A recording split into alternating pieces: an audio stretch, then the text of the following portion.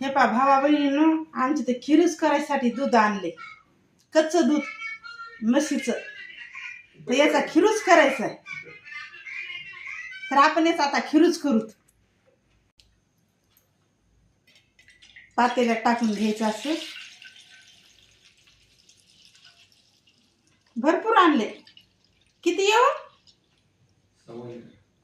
1.25 litre आणलो का? बापरे. आता याच्यामध्ये विलायची, साखर, आणखीन काय ग बाई टाकावं लागेल हे ना. हे पाय आपण गॅस पेटवला आणि ह्याच्यामध्ये पाणी ठेवलंय. आता गरम पाणी ठेवलं, याच्यामध्ये ठेवायचं ते दुधाचं पातेलं. हे पाय आपण दूध ठेवलेलं आहे. तर असं व्हायलंय ते दूध घट होत चाललंय ते खिरोज.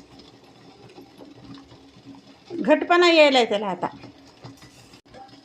कुकरमध्ये बी लावतात, हे कुकरच्या डब्यामध्ये लावतात, छान वड्या पडतात कुकरच्या डब्यात लावल्यानं. पण मला आवडत नाही कुकरच्या डब्यामध्ये लावलेलं, मला असंच आवडतं. हे पाय चांगला घटपणा आलाय पायाला, एकदम घट्ट झाले. मी तुम्हाला बुडून दाखवते याच्यामध्ये चमचा. हे बघा, हे का एकदम घट्ट झाले.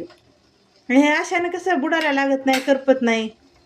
त्याच्यामुळं हे असं बनवलं. याच्यामध्ये विलायची टाकली, थोडासा केसर टाकला. हे पाय खिरोज आपला असा घट्टपैकी झालेला आहे बऱ्यापैकी. हे पाय याच्या वड्या पाडून घेतल्या. आता या सगळेजण खायला, भावांनो बहिणींनो, या खिरूस खायला.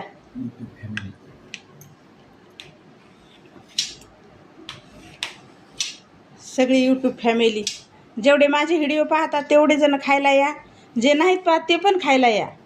आपण सगळे मिळून खाऊ. भरपूर आहे. ते तिकडे पण कट करतात. हां, चला तर मग, बाय, गुड नाईट. हे पाय असं वाटायला लागलं जसं हे पनीरच आहे. पनीरचे तुकडे किती छान दिसतात ना. हे पाय पाहू द्यावं इकडं. अरे पडायला लागलं ते. हे पाय खूप सुंदर वाटायला लागले. वाव. काय हो, बोलवा सगळ्यांना खायला या. खिरोस खायला. कच्च्या दुधाचा खिरोस केलेला आहे मस्तपैकी.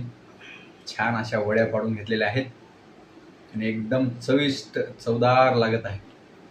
त्याच्यामध्ये दुधामध्ये साखर, इलायची, केशर टाकून बनवलेला आहे. बाय मित्रांनो.